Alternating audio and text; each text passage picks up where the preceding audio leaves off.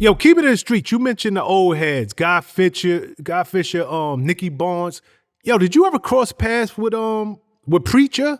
Cause he was running all up and through that hood back in the days. I'm talking about the Black Hand of Death, Preacher. I'm gonna tell you a story, all right? We from the same block, 149th between 7th and 8th, right?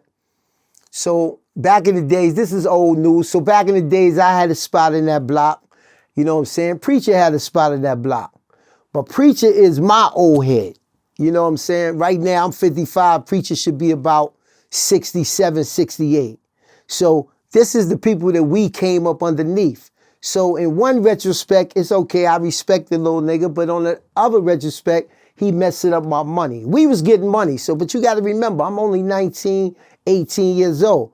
So back at this time, we flying around with the whips. We got the girls. We got the this, that, and the other. Preacher is a seasoned vet. So he not only was just robbing people, he was selling drugs and everything too. So when the police came, they ran up in Preacher's apartment instead of running up in my apartment. And they took his man out, they took the drugs out and everything. So later on that day, I'm standing there, I'm talking to a girl, I see Preacher coming. Like one thing about Preacher is he's a short, bow-legged dude, so you can see him coming 3 or 4 blocks away. So I see him coming, so I don't move, you know what I'm saying? I'm like, okay, I ain't going nowhere. So when he walks by me, he taps me on my shoulder, and he said, Barnes, to the block right now. So I'm looking at him, but you know, I got the girl there, so I don't really want to move when he say move. So I'm like, yo, what the fuck, you know? All right, I'm coming. So he said, yo, I said, come now. So I said, okay, I jump in the car, just got to ride 2 blocks. So I'm going to tell you a real story. Preacher looked at me and Preacher said, yo, what's up? You owe me some money. I said, yo, what I owe you for? He said, yo, you know when the police came, they ran up in my spot instead of your spot. Y'all was out there making all that noise, blah, blah, blah, blah, blah, blah, blah. And this is a true story. I'm standing there, Rich Porter standing there, Alpo standing there, and Preacher had a grocery store on 149th for 8th Avenue, and this is where everybody used to go to drop that bag off that was paying him. So they looking like, okay, damn, that's Barnes. I wonder what's gonna happen now. You know what I'm saying? So I'm standing there, I'm looking at them because I'm saying, yo, this is gonna either make me or this is gonna break me. So I look at Preacher in his face and I said, yo, I just ain't gonna let you punch me in my face. Because he had the audacity to tell me, yo, I would punch you in your face right now, except I don't feel like getting no blood on my clothes. So I'm gonna tell you, and this is a real story. I had 1 foot on the sidewalk and 1 foot on the street. But my leg was shaking because of my nerves, but you couldn't feel my nerves. You couldn't see it. But underneath my pants, my leg is shaking because I said, this is the moment that's going to either make me or break me. So I looked at him and I said, yo, you ain't going to just punch me in my face like that. Now, mind you, Prez, across the street, I got my whole crew.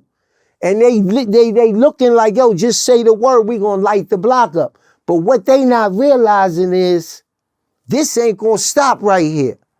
You see what I'm saying? Like, we busting off, but we busting off simultaneously. Like, it's just, they're strategically letting off. We don't know nothing about waiting for your mother, your father, your brothers, your sister. This was Preacher game. Our game was, if we got a situation, we gonna handle it right there, and that's that. We young. He's older, but I'm the oldest one out of everybody. I'm 19. So I gotta be the thinker here. So that's what I told him. He looked at me, I looked at him, and on everything I love, he walked away from me. And I played a cat and mouse game for about a month, right? And this is no story, you know what I'm saying?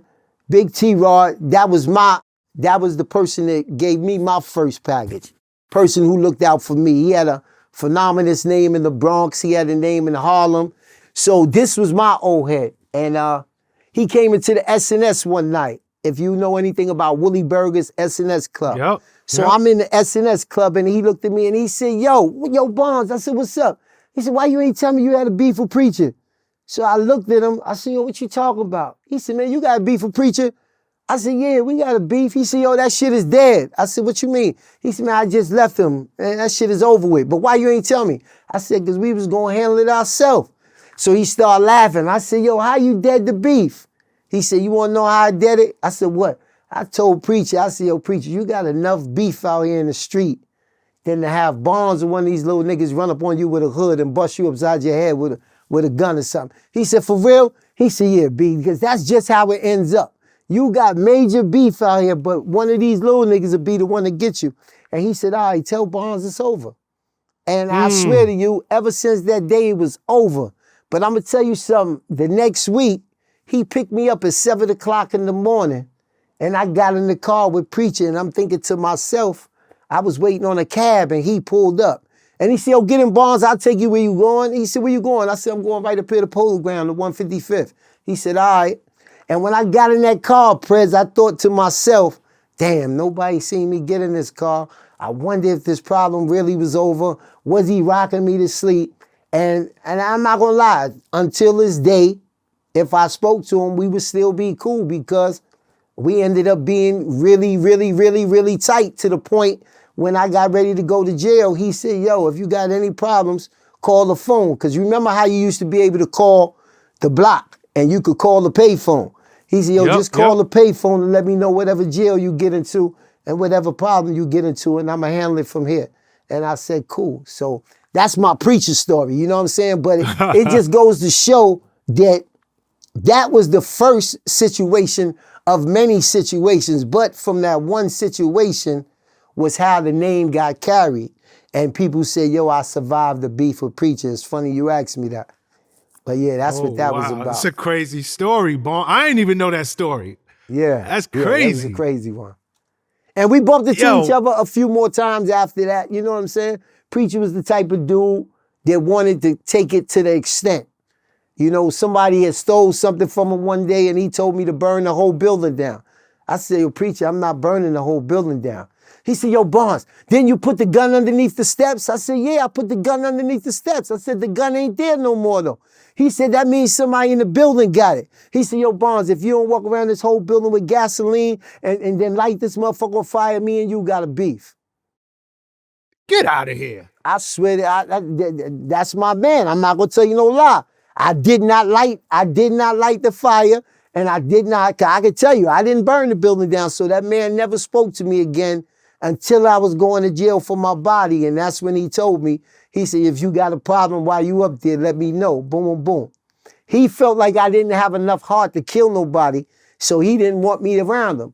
So it's funny, 5 years later, that when I finally did kill somebody, then he felt like I passed the test. So he was like, okay, you could come, call the block, let me know if you got a situation, let me know if you got a problem and everything else.